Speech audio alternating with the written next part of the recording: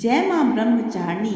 ब्रह्मा को दिया ज्ञान, नवरात्रि के दूसरे दिन सारे करते हैं ध्यान। शिव को पाने के लिए किया है तप भारी, ओम नमः शिवाय जप कर शिव की बनी वो प्यारी। या देवी सर्वभूतेषु ब्रह्मचारी रूपेण संस्थिता, नमस्तस्यै नमस्तस्यै नमस्तस्यै नमो नमः। जय माता दी, ओम नमः शिवाय। प्रिय भक्तजनों, आज माघ मास के शुक्ल पक्ष की द्वितीया तिथि है और आज माघ गुप्त नवरात्रि का दूसरा दिन है। आज का दिन गुप्त नवरात्रि की 10 महाविद्याओं में से माँ तारा को समर्पित है तथा 9 दुर्गा स्वरूप माँ ब्रह्मचारिणी जी की पूजा की जाती है। मान्यता है कि जो मनुष्य इस दिन माँ ब्रह्मचारिणी जी और माँ तारा जी की कथा का श्रवण करते हैं और पूजा करते हैं तो माता रानी उन भक्तों को भयंकर विपत्ति से मुक्ति दिलाती है और साथ ही लंबी उम्र का आशीर्वाद प्राप्त होता है। इसी के साथ घर में सुख समृद्धि आती है। तो आज मैं सुनाने जा रही हूँ गुप्त नवरात्रि में सुनी जाने वाली माँ ब्रह्मचारिणी तथा माँ तारा की बड़ी ही दुर्लभ तथा पौराणिक कथा। तो आप सभी भक्तजन इन कथाओं को बड़ी ही श्रद्धा और प्रसन्नचित मन से सुनिए। साथ ही चैनल को सब्सक्राइब करके वीडियो को लाइक करें और कमेंट बॉक्स में जय माता दी ज़रूर लिखिएगा। अब आप सुनिए 10 महाविद्याओं में से एक माँ तारा की कथा। माँ तारा का स्वरूप माँ काली के समान कहा जाता है, जिस कारण यह काली कुल में आती है। माँ का यह रूप भक्तों को आर्थिक क्षेत्र में उन्नति, जीवन में मोक्ष प्रदान करने वाला होता है। प्रिय भक्तों, यह कथा उस समय की है जब माता सती अपने पिता के घर जाने के लिए भगवान शिव से जिद करने लगी, क्योंकि माता सती के पिता राजा दक्ष ने महायज्ञ का आयोजन किया था। उसमें शिव जी को बुलाया ही नहीं। अब यह खबर मिलते ही माता सती अकेली ही यज्ञ में जाना चाहती थी।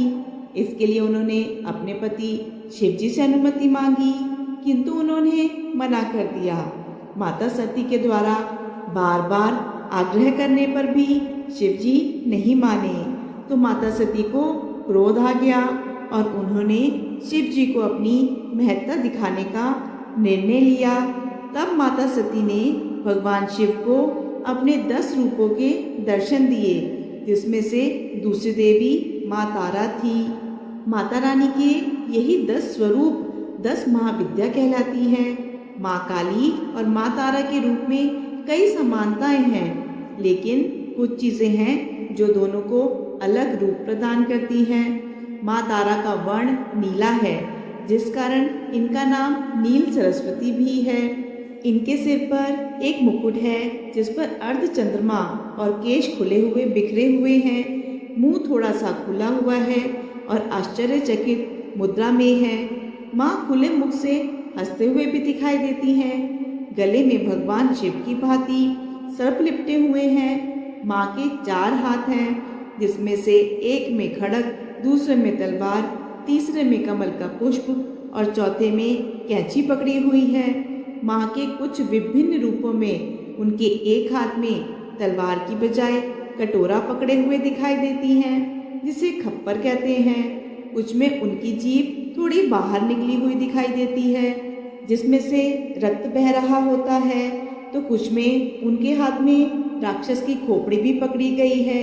माँ के गले में राक्षसों के कटे हुए सिर की माला है, तो नीचे वस्त्र के रूप में बाघ की खाल लपेटे हुए हैं। माँ का यह रूप भीषण होने के साथ साथ अपने भक्तों को अभय प्रदान करने वाला है। माँ तारा की एक कथा समुद्र मंथन से भी जुड़ी हुई है। सतयुग में देव दानवों के बीच जब समुद्र मंथन का कार्य चल रहा था, तब उसमें से अथाह मात्रा में विष निकला था। तब सृष्टि को उस विष के प्रभाव से बचाने के लिए भगवान शिव ने उसे पी लिया था। उस विष का प्रभाव इतना ज़्यादा था कि भगवान शिव की आंखों के आगे अंधेरा छाने लगा। वह मूर्छित होने ही वाले थे कि देवी दुर्गा ने माँ तारा का रूप धरा और भगवान शिव की माँ के रूप में उन्हें स्तनपान करवाया। माँ तारा के द्वारा स्तनपान कराए जाने के कारण भगवान शिव के ऊपर विष का प्रभाव कम हुआ और वह पुनः चेतन अवस्था में आ गए। माँ तारा के इस कृत्य से उनका महत्व अत्यधिक बढ़ गया था तथा उन्हें भगवान शिव की माँ की उपाधि मिली थी। इस कारण भक्त माँ तारा को मातृत्व भाव से देखते हैं और उसी रूप में उनकी साधना करते हैं। माँ तारा का रूप अत्यंत भयंकर और डरावना लगता है, लेकिन वह बिल्कुल इसके विपरीत हैं। माँ तारा अपने भक्तों को इस भौतिक और संसारिक दुखों से पार लगाती हैं या तारती हैं, जिस कारण इनका नाम तारा पड़ गया। ऐसा कहा जाता है कि सर्वप्रथम महर्षि वशिष्ठ ने माँ तारा की आराधना की थी, इसलिए तारा को वशिष्ठा आराधिता तारा भी कहा जाता है। वशिष्ठ ने पहले भगवती तारा की आराधना वैदिक रीति से करनी आरंभ की थी, जो सफल नहीं हो सकी। उन्हें अदृश्य शक्ति में संकेत मिला कि वह तांत्रिक पद्धति के द्वारा उपासना करे। फिर जब वशिष्ठ जी ने तांत्रिक पद्धति का आश्रय लिया तब उन्हें सिद्धि प्राप्त हुई। प्रिय भक्तों, उग्र होने के कारण उन्हें उग्रतारा भी कहा जाता है। भयंकर से भयंकर कष्ट आदि से भी अपने भक्तों को यह देवी सुरक्षित करती है, अतः उन्हें उग्र तारिणी भी कहते हैं। माता रानी की जागरण कथा के अनुसार महाराज दक्ष की दो पुत्रियां तारा देवी और रुक्म भगवती दुर्गा देवी की भक्ति में अटूट विश्वास रखती थी। दोनों बहनें नियम पूर्वक एकादशी का व्रत किया करती थी और माता रानी के जागरण में एक साथ दोनों भजन कीर्तन सुना करती थी। एकादशी के दिन एक बार भूल से छोटी बहन ने मांस खा लिया। जब तारा देवी को पता लगा तो उन्हें बड़ा क्रोध आया और वह बोली कि तू तो मेरी बहन है, परंतु मनुष्य देह पाकर भी तूने नीच योनि के प्राणी जैसे कर्म किए हैं। एकादशी के दिन मनुष्य चावल तक नहीं खाता और तूने मांस खा लिया, इसलिए तू छिपकली बनने योग्य है। तुझे श्राप देती हूँ कि तू कीड़े मकोड़े खाने वाली छिपकली बन जा। बड़ी बहन के मुख से निकले शब्दों को छोटी बहन ने स्वीकार किया और साथ ही प्रायश्चित का उपाय पूछा। तारा ने कहा, त्याग और परोपकार से सब पाप छूट जाते हैं। अब क्या था, दूसरे जन्म में तारा देवी इंद्रलोक की अप्सरा बनी और छोटी बहन छिपकली बनी। द्वापर युग में जब पांचों पांडवों ने अश्वमेध यज्ञ किया तब उन्होंने दूत भेजकर दुर्वासा ऋषि सहित 33 करोड़ देवी देवताओं को निमंत्रित किया। जब दूत दुर्वासा ऋषि के स्थान पर निमंत्रण लेके गया तो दुर्वासा बोले कि यदि 33 करोड़ देवता उस यज्ञ में भाग लेंगे तो मैं उसमें सम्मिलित नहीं हो सकता। दूत 33 करोड़ देवताओं का निमंत्रण देकर वापस पहुंचा और दुर्वासा ऋषि का वृत्तांत पांडवों को कह सुनाया कि वह सब देवताओं को बुलाने के कारण नहीं आएंगे। यज्ञ आरंभ हुआ। 33 करोड़ देवता यज्ञ में भाग लेने आए। उन्होंने दुर्वासा ऋषि जी को ना देखकर पांडवों से पूछा, ऋषि को क्यों नहीं बुलवाया? इस पर पांडवों ने नम्रता सहित उत्तर दिया, निमंत्रण भेजा था परंतु वह अहंकार के कारण नहीं आए। यज्ञ में पूजन हवन आदि निर्विघ्न संपन्न हुए। भोजन के लिए भंडारे की तैयारी होने लगी। दुर्वासा ऋषि ने देखा कि पांडवों ने उनकी उपेक्षा कर दी है तो उन्होंने क्रोध करके पक्षी का रूप धारण किया। चोंच में सांप लेकर भंडारे में फेंक दिया। इसका किसी को कुछ भी पता नहीं चला। वह सब खीर की कढ़ाई में गिर गया। एक छिपकली जो कि पिछले जन्म में तारा देवी की छोटी बहन थी तथा बहन के शब्दों को स्वीकार कर इस जन्म में छिपकली बनी थी, सर्प का भंडारे में गिरना देख रही थी। उसे त्याग और परोपकार की शिक्षा अब तक याद थी। वह छिपकली घर की दीवार पर चिपकी समय की प्रतीक्षा करती रही। कई लोगों के प्राण बचाने के लिए उसने अपने प्राण न्यौछावर कर देने का मन ही मन निश्चय किया। जब खीर भंडारे में दी जाने वाली थी तो सबकी आंखों के सामने वह छिपकली दीवार से कूदकर कढ़ाई में जा गिरी। इस प्रकार सब लोग छिपकली को बुरा भला कहते हुए खीर की कढ़ाई को खाली करने लगे तो उस समय उसमें से मरा हुआ सांप निकल कर आया। अब सबको मालूम हुआ कि छिपकली ने अपने प्राण देकर उन सबके प्राणों की रक्षा की है। इस प्रकार उपस्थित सभी सज्जनों और देवताओं ने उस छिपकली के लिए प्रार्थना की कि उसे उस योनियों से उत्तम मनुष्य योनि प्राप्त हो तथा अंत में मोक्ष को प्राप्त करे। तीसरे जन्म में वह छिपकली राजा स्पर्श के घर कन्या बनी। दूसरी बहन तारा देवी ने फिर मनुष्य का जन्म लेकर तारामती नाम से अयोध्या के प्रतापी राजा हरिश्चंद्र के साथ विवाह किया। राजा स्पर्श ने ज्योतिषियों से कन्या की कुंडली बनवाई। ज्योतिषियों ने राजा को बताया कि कन्या राजा के लिए हानिकारक सिद्ध होगी, शकुन ठीक नहीं है, इसलिए आप इसे मरवा दीजिए। तब राजा बोला कि लड़की को मारना बहुत बड़ा पाप है, मैं उस पाप का भागी नहीं बन सकता। तब ज्योतिषियों ने विचार कर यह राय दी कि हे राजन, आप एक लकड़ी के संदूक के ऊपर से सोना चांदी आदि जड़वा दे, फिर उस संदूक के अंदर लड़की को बंद करके नदी में प्रवाहित कर दीजिए। सोना चांदी जड़ित लकड़ी का संदूक अवश्य ही कोई लालच से निकाल लेगा और उसकी कन्या को भी पाल लेगा। ऐसे में आपको किसी प्रकार का पाप भी नहीं लगेगा। इस प्रकार नदी में बहता हुआ संदूक काशी के पास एक हरिजन को दिखाई दिया। वह संदूक को नदी से बाहर निकाल लाया। जब उसे खोला तो उसमें सोने चांदी के अलावा रूपवान कन्या भी दिखाई दी। उस हरिजन की कोई संतान नहीं थी। जब उसने अपनी पत्नी को वह कन्या दी तो उसकी खुशी का ठिकाना नहीं रहा। उसने अपनी संतान के समान ही बच्ची को हृदय से लगा लिया। भगवती की कृपा से उसके स्तनों में दूध उतर आया। पति पत्नी ने प्रेम से कन्या का नाम रुको रख दिया। जब वह कन्या विवाह योग्य हुई तो उसका विवाह किया गया। इस प्रकार पहले जन्म की रुक्मण, दूसरे जन्म की छिपकली तथा तीसरे जन्म में रुको बन गई। रुको की सास महाराज हरिश्चंद्र के घर साफ सफाई करने जाया करती थी। एक दिन वह बीमार पड़ गई। तब रुको महाराज हरिश्चंद्र के घर काम करने के लिए पहुंच गई। महाराज की पत्नी तारामती ने जब रुको को देखा तो वह अपने पूर्व जन्म के पुण्य से उसे पहचान गई।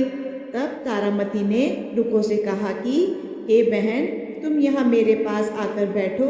महारानी की बात सुनकर रुको बोली कि रानी जी, मैं तो नीच जाति की भीलिनी हूँ, भला आपके पास कैसे बैठ सकती हूँ। तब तारामती ने कहा, बहन, पूर्व जन्म में तुम मेरी सगी बहन थी। एकादशी व्रत खंडित होने के कारण तुम्हें छिपकली की योनि में जाना पड़ा था। जो होना था वह हो चुका है। अब तुम इस जन्म को सुधारने का उपाय करो। तब भगवती माँ वैष्णव दुर्गा की सेवा करके अपने इस जन्म को सफल बनाओ। यह सुनकर रुको बड़ी प्रसन्न हुई और उसने उपाय पूछा। रानी ने बताया कि वैष्णव माता सब मनोरथ को पूरा करने वाली हैं। जो लोग श्रद्धापूर्वक माता का पूजन और जागरण करते हैं उनकी सभी मनोकामनाएं पूर्ण हो जाती हैं। तब रुको खुश होकर माता की मनौती करते हुए बोली, हे माता, यदि आपकी कृपा से मुझे एक पुत्र प्राप्त हो जाए तो मैं भी आपका पूजन और जागरण करवाऊंगी। प्रार्थना को माता ने स्वीकार कर लिया। फलस्वरूप 10वें महीने उसके गर्भ से एक अत्यंत सुंदर बालक ने जन्म लिया। परंतु दुर्भाग्यवश रुको को माता का पूजन और जागरण कराने का ध्यान ही नहीं रहा। परिणाम यह हुआ कि जब वह बालक 5 वर्ष का हुआ तो उसे एक दिन तेज बुखार आ गया और तीसरे दिन चेचक यानी माता निकल आई। रुको दुखी होकर अपने पूर्व जन्म की बहन तारामती के पास गई और बच्चे की बीमारी का सब हाल कह सुनाया। सब बातें सुनकर तारामती ने कहा, तू जरा ध्यान देकर देख, तुझसे माता की पूजन में कोई भूल तो नहीं हुई। इस पर रुको को 6 वर्ष पहले की बात का ध्यान आ गया और उसने अपना अपराध स्वीकार किया और कहा कि बच्चे को आराम आने पर अवश्य जागरण करवाऊंगी। भगवती कृपा से बच्चा दूसरे दिन ही ठीक हो गया। अब रुको ने देवी के मंदिर में जाकर पंडित जी से कहा कि मुझे अपने घर माता का जागरण करवाना है। तब पंडित जी बोले कि रुको, 5 रुपए दे जा, हम तेरे नाम से यही मंदिर में जागरण करवा देंगे। तू नीच जाति की स्त्री है, इसलिए हम तेरे घर चलकर देवी का जागरण नहीं कर सकते। तब रुको ने कहा कि हे पंडित जी, माता के दरबार में तो ऊंच नीच का कोई विचार नहीं होता, वह तो सभी भक्तों पर समान रूप से कृपा करती हैं, इसलिए आपको कोई ऐतराज नहीं होना चाहिए। इस पर पंडितों ने आपस में विचार कर कहा कि यदि महारानी तारामती तुम्हारे जागरण में पधारे तो हम भी स्वीकार कर लेंगे। यह सुनकर रुको महारानी तारामती के पास गई और सब वृत्तांत कह सुनाया। तारामती ने जागरण में शामिल होना सहर्ष स्वीकार कर लिया। जिस समय रुको पंडित से यह कहने गई थी महारानी जागरण में आएंगी, उस समय नाई ने यह सब सुन लिया और महाराज हरिश्चंद्र को जाकर सूचना दी। राजा ने नाई से ये सब बात सुनकर कहा कि तेरी बात तो झूठी है, महारानी हरिजनों के घर जागरण में नहीं जा सकती। फिर भी परीक्षा लेने के लिए राजा ने रात को अपनी उंगली पर थोड़ा चीरा लगा लिया, जिससे नींद नहीं आए। तब रानी तारामती ने जब यह देखा कि जागरण का समय हो रहा है परंतु महाराज को नींद नहीं आ रही, तो उसने माता वैष्णव देवी से मन ही मन प्रार्थना की, हे माता, आप किसी उपाय से राजा को तुरंत सुला दें ताकि मैं जागरण में सम्मिलित हो सकूं। राजा को नींद आ गई। रानी तारामती रोशनदान से रस्सी बांधकर महल से उतरी और रुको के घर जा पहुंची। उस समय जल्दी के कारण रानी के हाथ का रेशमी रुमाल तथा पांव की एक पायल रास्ते में गिर गई। उधर थोड़ी देर बाद राजा हरिश्चंद्र की नींद खुल गई। तब रानी का पता लगाने के लिए वह निकल पड़े। मार्ग में पायल और रुमाल उनको मिले। वह जागरण वाले स्थान पर जा पहुंचे। राजा ने दोनों चीजें रास्ते से उठाकर अपने पास रख ली और जहां जागरण हो रहा था वहां पर एक कोने में चुपचाप बैठकर सब दृश्य देखने लगे। जब जागरण समाप्त हुआ तो सबने माता की आरती और अरदास की। उसके बाद प्रसाद बांटा गया। रानी तारामती को जब प्रसाद मिला तो उसने वह प्रसाद झोली में रख लिया। यह देखकर लोगों ने पूछा कि आपने प्रसाद क्यों नहीं खाया? यदि आप प्रसाद नहीं खाएंगे तो कोई भी नहीं खाएगा। तब रानी बोली कि तुमने जो मुझे प्रसाद दिया है वह मैंने महाराज के लिए रख लिया है, अब मुझे मेरा प्रसाद दे दो। अब की बार प्रसाद लेकर तारा ने खा लिया। उसके बाद सब भक्तों ने माता का प्रसाद खाया। इस प्रकार जागरण समाप्त करके प्रसाद खाने के बाद रानी तारामती घर की ओर चली। तब राजा ने आगे बढ़कर रास्ता रोक लिया और कहा कि तुमने नीच के घर का खाना खाकर अपना धर्म भ्रष्ट किया है। अब तुझे मैं इस घर में कैसे रख लूं? तूने तो कुल की मर्यादा और मेरी प्रतिष्ठा का कोई ध्यान ही नहीं रखा। जो प्रसाद तू अपनी झोली में रखकर मेरे लिए लाई है उसे खिलाकर मुझे भी अपवित्र करना चाहती है। ऐसा कहते हुए जब राजा ने झोली की ओर देखा तब भगवती वैष्णो देवी माँ दुर्गा की कृपा से प्रसाद के स्थान पर चंपा, गुलाब, गेंदा फूल और कच्चे चावल, सुपारी, मखाने, छुआरे और नारियल दिखाई दिए।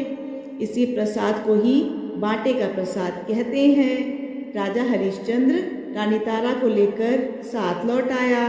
वहां रानी ने ज्वाला मैया की शक्ति से बिना माचिस और चमकीले पत्थर की सहायता लिए बिना राजा को अग्नि प्रज्वलित करके दिखाई, जिसे देखकर राजा का आश्चर्य और बढ़ गया।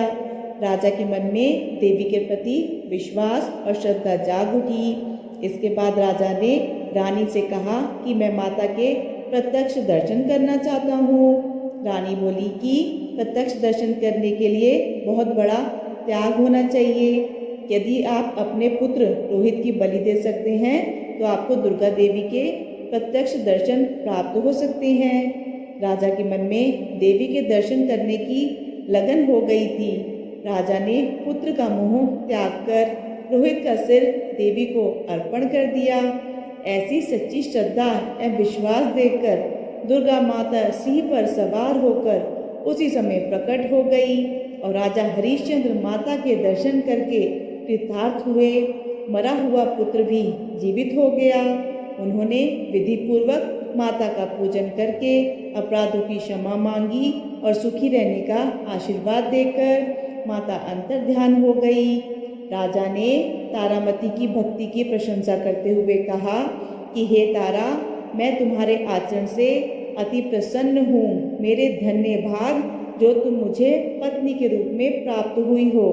इसके बाद राजा हरिश्चंद्र ने भव्य मंदिर तैयार करवाया। रानी तारा देवी एवं रुक्मण दोनों मनुष्य योनि से छूटकर देवलोक को प्राप्त हुई। माता रानी के जागरण में तारा रानी की इस कथा को जो भी मनुष्य विधि पूर्वक पढ़ता या सुनता है, उसकी सभी मनोकामनाएं पूर्ण होती है, सुख और समृद्धि बढ़ती है, शत्रुओं का नाश होता है और सब मंगल होता है। जय माता दी। ओम नमः शिवाय।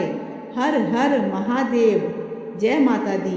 प्रिय भक्तजनों, अब आप सुनेंगे गुप्त नवरात्रि के दूसरे दिन सुने जाने वाली माँ ब्रह्मचारिणी की कथा। माँ ब्रह्मचारिणी देवी का स्वरूप पूर्ण ज्योतिर्मय एवं अत्यंत भव्य है। उनके दाहिने हाथ में जप की माला और बाएं हाथ में कमंडल रहता है।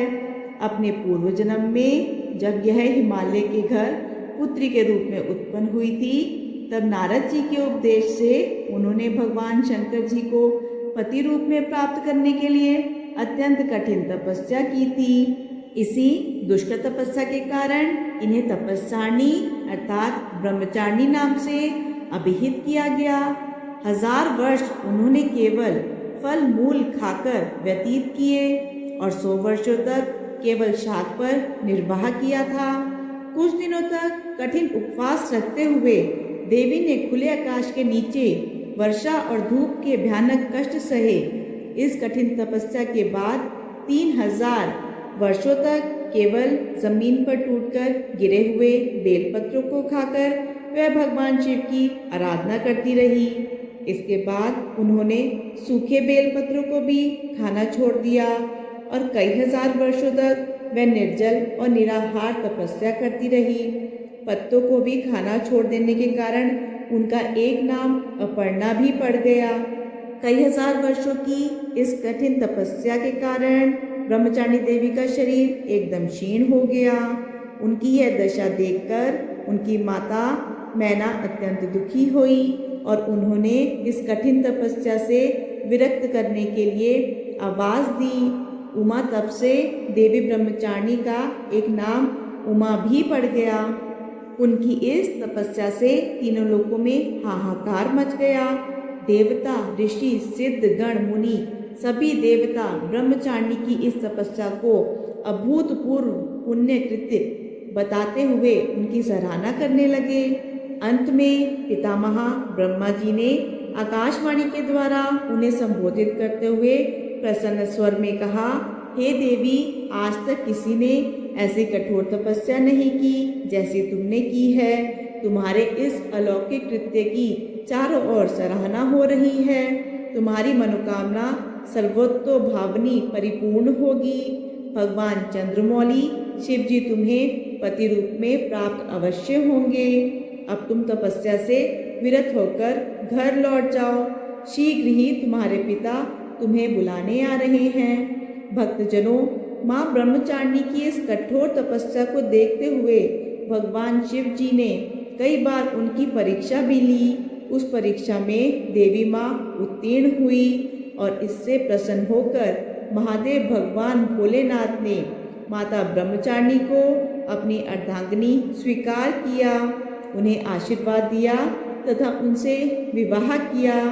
दुर्गा का यह दूसरा स्वरूप भक्तों और सिद्धों को अत्यंत फल देने वाला है। उनकी उपासना से मनुष्य में तप, त्याग, वैराग्य, सदाचार और संयम जैसे गुणों की वृद्धि होती है। जीवन के कठिन संघर्षों में भी व्यक्ति अपने कर्तव्य से विचलित नहीं होता। माँ ब्रह्मचारिणी देवी की कृपा से उसे सर्वत्र सिद्धि और विजय की प्राप्ति होती है। लालसा से मुक्ति के लिए माँ ब्रह्मचारिणी का ध्यान लगाना बहुत ही श्रेष्ठ माना जाता है। दुर्गा पूजा के दूसरे दिन इन्हीं के स्वरूप की उपासना की जाती है और इसी दिन साधक का मन स्वाधिष्ठान चक्र में उपस्थित होता है। इस चक्र में अवस्थित चित्त वाला योगी ब्रह्मचारिणी जी की कृपा और भक्ति सहज ही प्राप्त कर लेता है। प्रेम से बोलिए माता ब्रह्मचारिणी की जय। जय हो माँ शारदा की, जय माँ भवानी की। आप सभी भक्तजनों को आज की ये कथा पसंद आए तो वीडियो को लाइक कीजिएगा, शेयर कीजिएगा, कमेंट बॉक्स में जय माँ तारा देवी और माँ ब्रह्मचारिणी की जय लिखिए और अपने मित्रों और परिवारजनों के साथ भी इस वीडियो को शेयर कीजिएगा। धन्यवाद।